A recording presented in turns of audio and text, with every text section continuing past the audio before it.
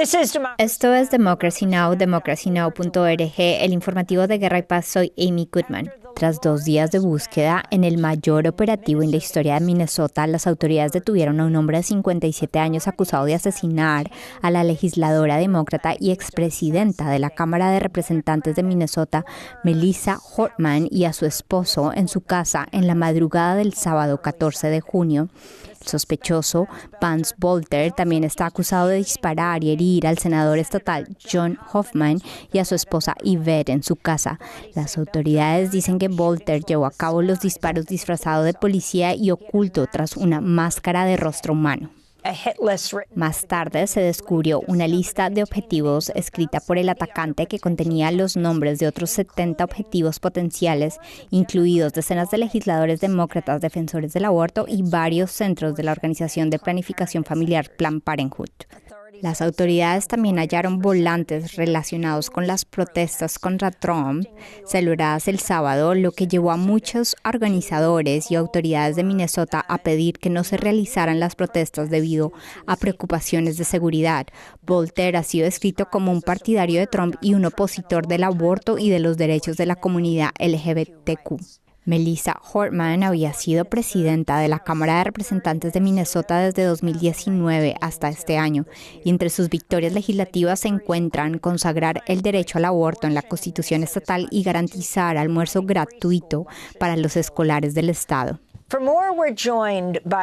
Para más información nos acompaña Patricia Torres Ray, ex senadora estatal de Minnesota que trabajó en estrecha colaboración tanto con Hortman como con el senador estatal John Hoffman. Patricia es colombiana estadounidense. Bienvenida a Democracy Now! ¿Puede hablar de la presidenta de la Cámara de Representantes de Minnesota con quien trabajó de cerca? Usted también es colega del senador estatal John Hoffman. Sí, ha sido una experiencia demasiado triste y demasiado fuerte para el estado de Minnesota. Perder una líder a la que respetamos y con la quien trabajamos muy de cerca, quien dio un ejemplo muy grande para nuestra comunidad y quien tuvo tremendo impacto en las decisiones para el estado y para todos realmente. Para mí, particularmente fue muy difícil realmente aceptar ese momento, vivir ese momento y recordar quién es ella y lo mucho que entregó a nuestra comunidad.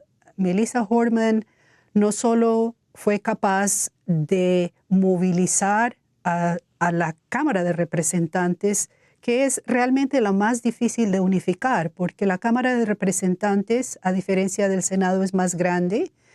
Tienen 134 miembros y movilizar un número tan grande de miembros y traerlos juntos a tomar decisiones no es una tarea fácil. Ella fue capaz de hacer eso y ella sirvió en un momento en el que tuvimos el grupo de demócratas en la Cámara más diverso que hemos tenido en la historia de Minnesota. 32 miembros de la Cámara en este momento son personas de etnicidades diferentes, son personas de color, indígenas, y tenemos también transgender miembros en la comunidad. Pero es un momento en el que tenemos que reflexionar sobre lo difícil que es manejar la polarización política que existe en nuestro país, que existe también en Minnesota. Y obviamente fue su trabajo y su labor de traer a estos miembros de este equipo juntos de la Cámara de Representantes para tomar decisiones que fueron difíciles. Por ejemplo, codificar el aborto en la Constitución del Estado, pasar leyes para tener el almuerzo y el desayuno para los niños completamente gratis en las escuelas. En Minnesota hoy tenemos la universidad, acceso a la universidad gratis y tenemos muchas protecciones de salud y de derechos de la comunidad transgender.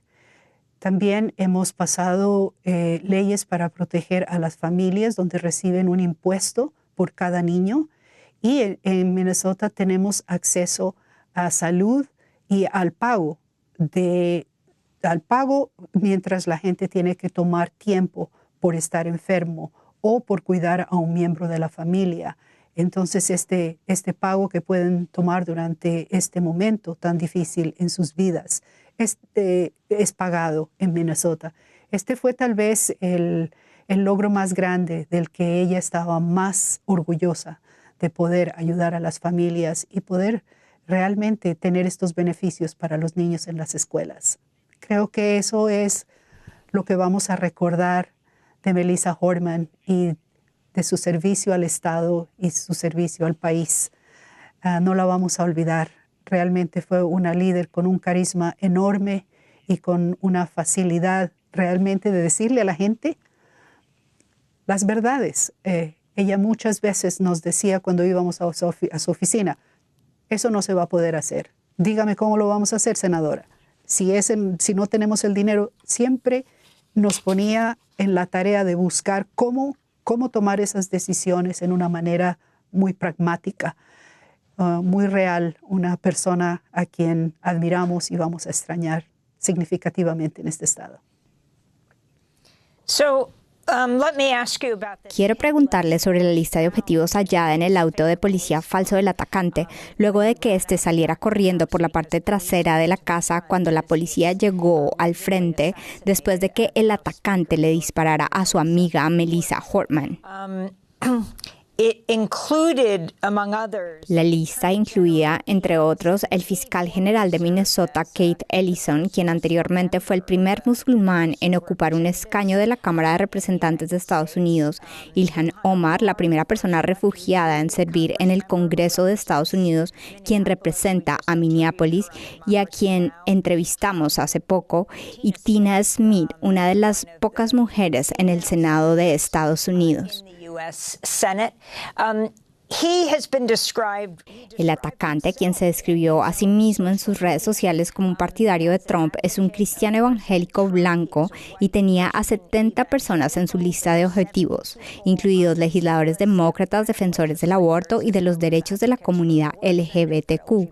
Puede hablar sobre el presunto asesino, que sabe de Vance Bolter y de lo que representa.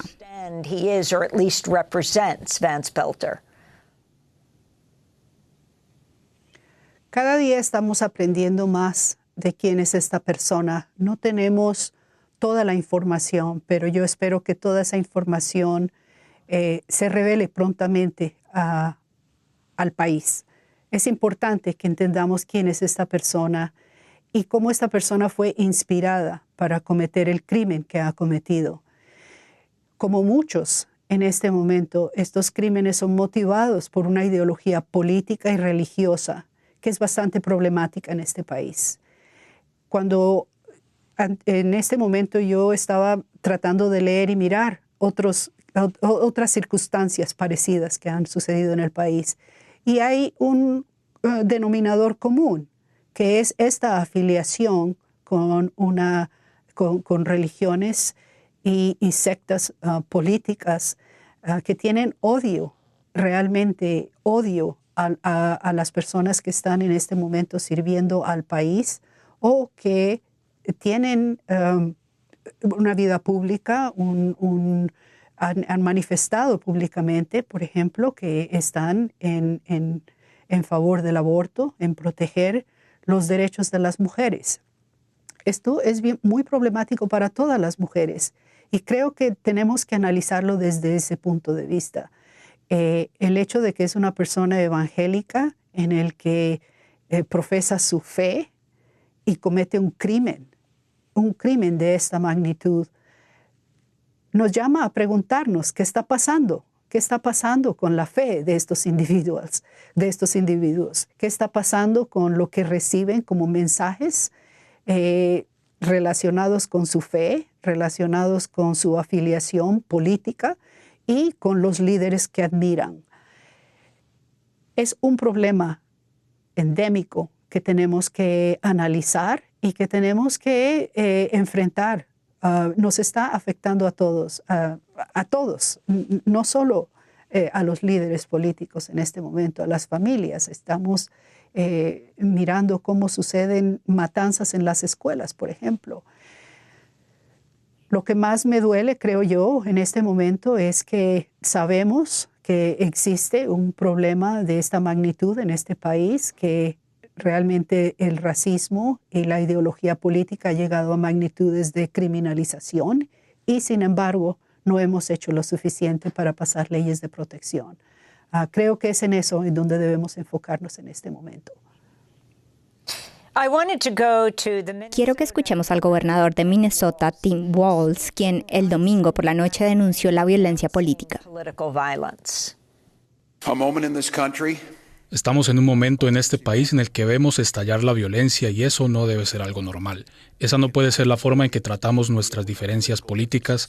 Ha llegado el momento de volver a comprometernos con los valores fundamentales de este país. Mientras hablaba de esto, pensé en lo que había sucedido unos días antes en el Congreso de los Estados Unidos, cuando la secretaria de Seguridad Nacional, Kristi Noem, dio una conferencia de prensa y el senador de California, Alex Padilla, trató de hacerle una pregunta. Él, como el resto de líderes de California, el gobernador del estado y la alcaldesa de Los Ángeles, se oponen a la decisión del presidente Trump de desplegar a la Guardia Nacional bajo el mando del gobierno federal y a los marines para apoyar las redadas del Servicio de Inmigración que están arrasando California y el resto del país. Y cuando intentaba hacerle la pregunta, Padilla fue expulsado y luego empujado contra el piso por agentes federales y obligado a arrodillarse. ¿Puede hablar de lo que sintió usted en ese momento como latina en este país, como expolítica y como ser humano?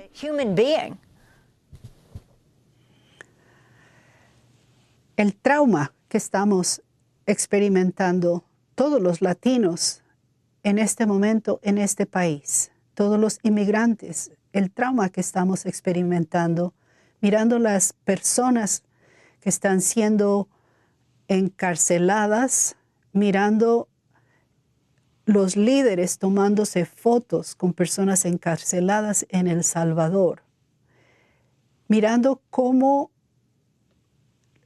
estamos en un momento en el que sentimos completo terror y estamos desamparados, y los mensajes en contra de nuestras familias, en contra de nuestros hijos, en contra de la comunidad en general, es un momento de terror.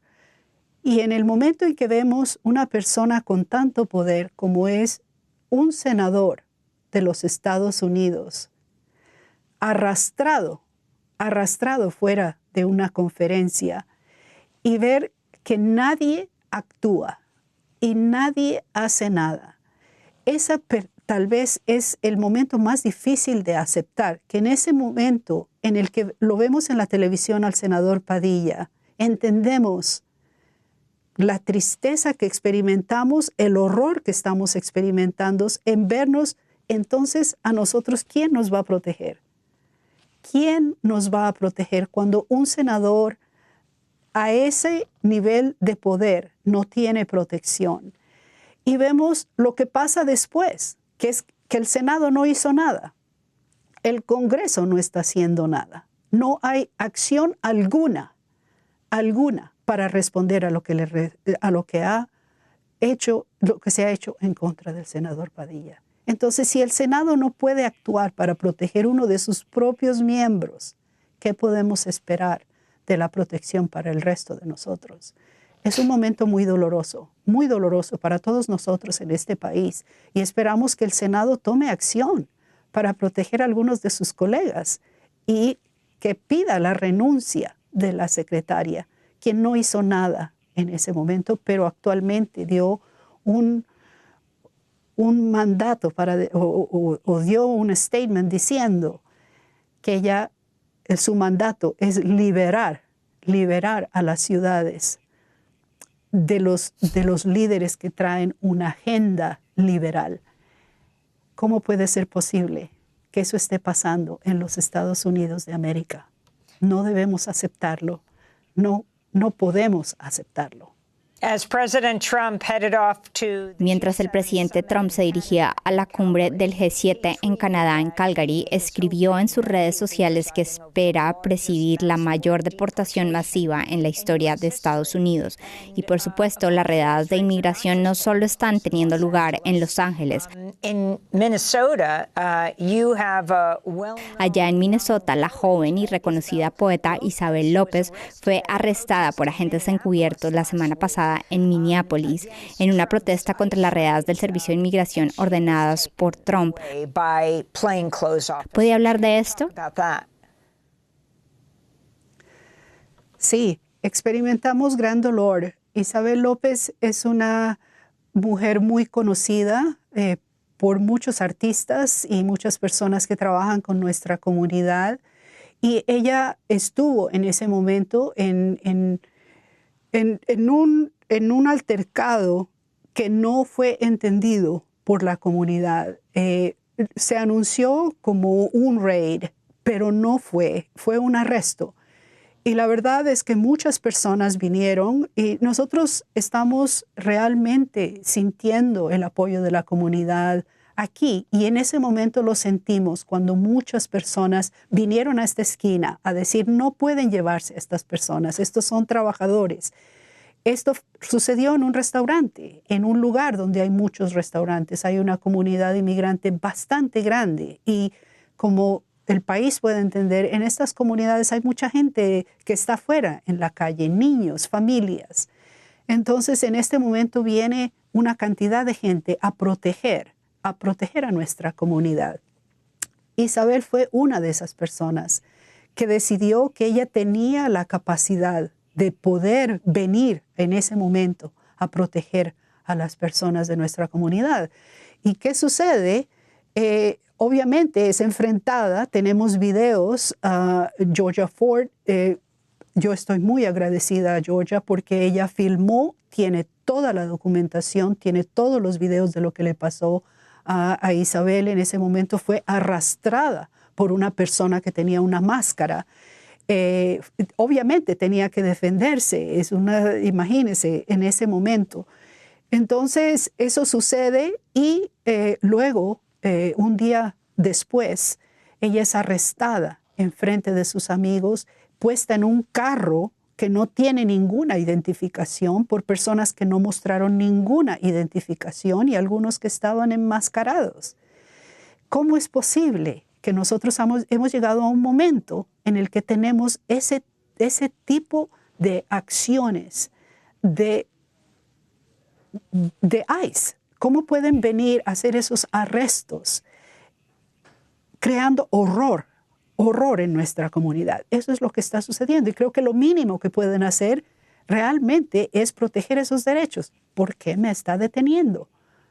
¿Por qué? ¿Por qué me están llevando? Muéstreme su identificación. Esto es lo mínimo que ha ocurrido en nuestro país, que es una democracia, que cuando estás arrestado tienes que saber quién te está arrestando, cuáles son tus derechos. No pueden arrestarte sin decirte al mínimo que sí son de la policía o que sí son identificados como una persona real, ¿no? Que representa a law enforcement.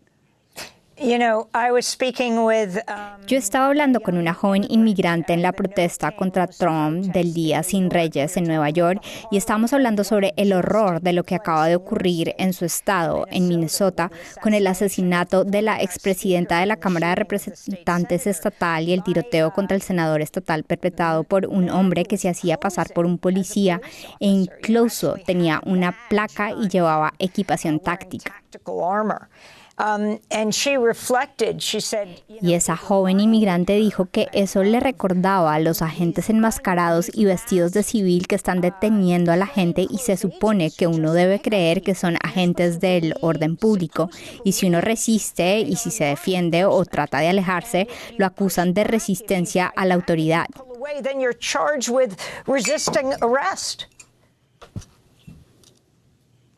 Exactamente. Imagínese el horror, el terror que estamos experimentando cuando estas personas, y Realmente yo he hablado muy ampliamente en este país, que creo que todos debemos entender. Muchas de estas personas son contratadas por el gobierno federal, pero son compañías privadas. Son personas que han sido contratadas recientemente para hacer estos arrestos.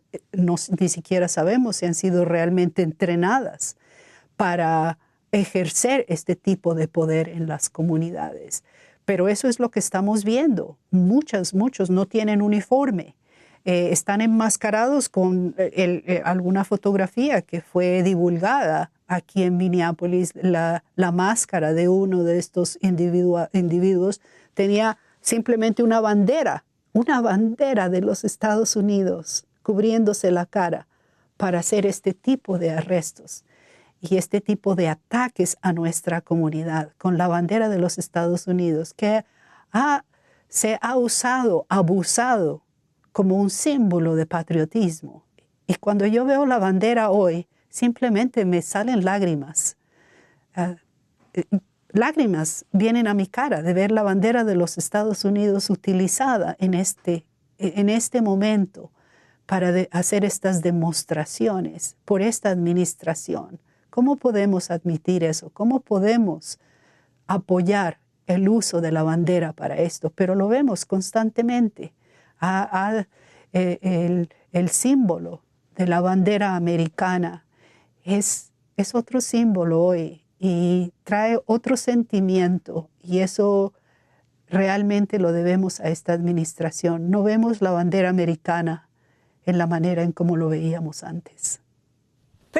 Patricia Torres Ray, ex senadora de Minnesota que trabajó durante años con la presidenta de la Cámara de Representantes de Minnesota, Melissa Hortman, la legisladora que fue asesinada junto a su marido Mark este fin de semana. Torres también es amiga íntima del senador estatal de Minnesota, John Hoffman, quien junto a su esposa Yvette recibió varios disparos. El presunto agresor en ambos ataques compareció este lunes ante un tribunal de Minnesota. Para ver nuestra entrevista en inglés con Patricia Torres Ray, visite democracynow.org. Soy Amy Goodman. Muchas gracias por acompañarnos.